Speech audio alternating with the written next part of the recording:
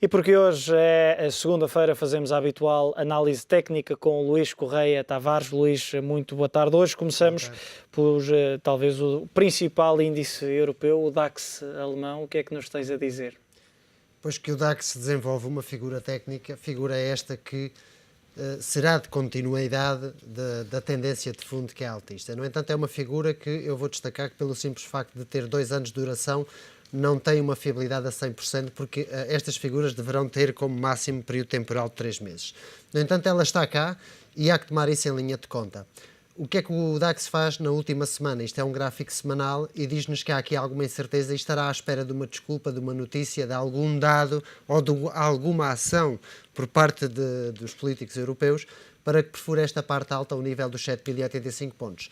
Para já a equação diz-nos que sem a perfuração deste nível ou a superação desta resistência não haverá mais subidas, após a mesma sim poderemos acreditar em mais subidas e que poderá também vir a buscar o ponto de apoio inferior, que é o nível dos 6.250 pontos.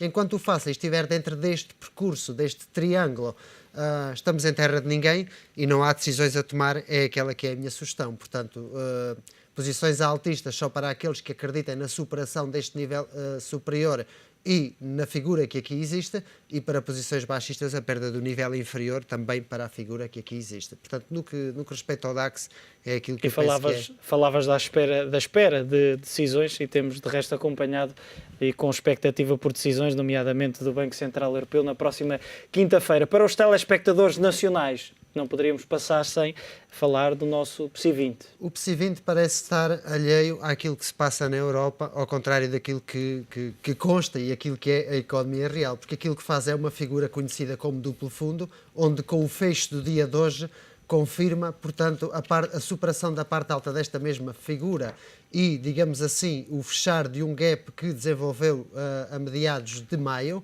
e com isto a projeção técnica desta figura é superior a 10%, ou seja, é 12% concretamente, é levar o índice português do nível dos 5.000 pontos aos 5.600. No entanto, isto é uma figura técnica, os stops são para respeitar e, obviamente, o nível 4.830 pontos é o primeiro ponto de apoio que não deverá perder e os mínimos realizados alguma vez nos 4.400 pontos. Portanto, dentro da Praça Portuguesa, Luís, destacamos Jerónimo Martins e também a Portugal Telecom. Não sei se queres distingui-las separadamente. Sim, a Jerónimo Martins, talvez pelo aspecto negativo, não será bem o termo, mas porque se está a colidir neste momento, está muito perto da média móvel dos 200 períodos, média móvel esta que se encontra no nível de 13,55 pontos e que coincide também com a diretriz baixista, digamos assim, de médio prazo, e que esta dupla resistência, sem a superação da mesma, não aspira a maiores subidas. Mas se é um aspecto negativo para quem se posiciona altista, para quem se posiciona baixista poderá não ser, mas a verdade é que a superação desta dupla resistência poderá ser passar de negativo a positivo. No caso da Portugal Telecom, aquilo que a Portugal Telecom ainda não tem confirmada é a superação desta diretriz baixista de longo prazo, superação esta que não está confirmada, tê-la há que confirmar, e se a confirmar poderá sair desta verticalidade das quedas a que tem sido vítima, portanto, no último ano, e a figura que desenvolve, que é conhecida também como duplo fundo, que ainda não está confirmada, só com a superação deste nível, 2 fechos consecutivos acima do nível 3.88, a poderá levar para já ao nível de 4.26. Para quem acredita neste tipo de figuras, os tops também deverão ser para respeitar e esses são os mínimos alguma vez realizados. Luís, e porque hoje, ao contrário do que é habitual, temos mais algum tempo para fazermos esta análise técnica, o que é que podes dizer mais aos telespectadores ou o que é que queres destacar? Aquilo que podemos dizer é que, por exemplo, por vezes, e aquilo que está a acontecer na última semana, digamos assim, semana e meia, é que os mercados não estão decididos, não estão definidos, neste momento estão à espera de atitudes. Aquilo que os índices fazem atualmente é chamadas pinças, são dodges consecutivos, são figuras de incerteza ou talvez de volta de tendência.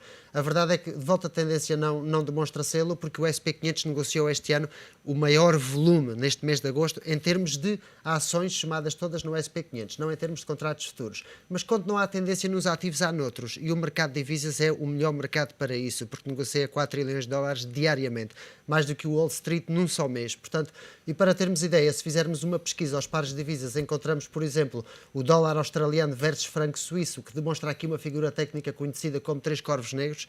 É uma figura que dá a volta de tendência e poderá procurar apoio neste nível inferior de 0,9470, mas que não perde a sua tendência de fundo, continua a ser altista.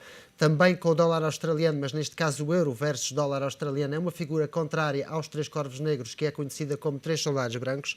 Também é uma figura de reversão para o curto prazo, mas que terá os próximos objetivos a nível de 1,2545 e 1,3240 e que, sem a superação destas, também não retira da tendência baixista de longo prazo.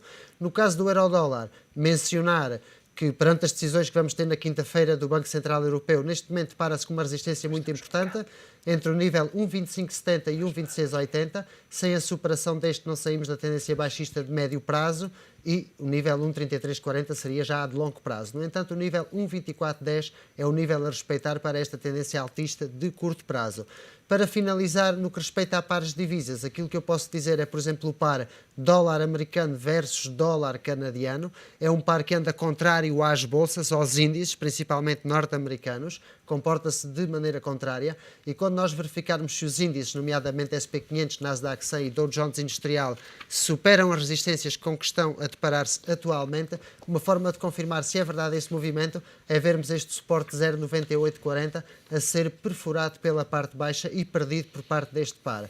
Caso isso não aconteça, isto quererá dizer que os índices andarão ainda a lateralizar. Se os índices corrigirem, poderemos considerar a correção saudável sempre e quando este par não perca o nível de 1,0050 ou 1,0165. Ver perdidos estes níveis, já estamos a falar de mais do que uma correção para os índices norte-americanos. E é aquilo que eu destaco de mais importante no que respeita aqui aos pares de divisas. Muito obrigado, Luís, por esta tua análise técnica. Tenho certeza que os telespectadores ficaram mais esclarecidos. Foi a habitual análise técnica com o Luís Correia Tavares.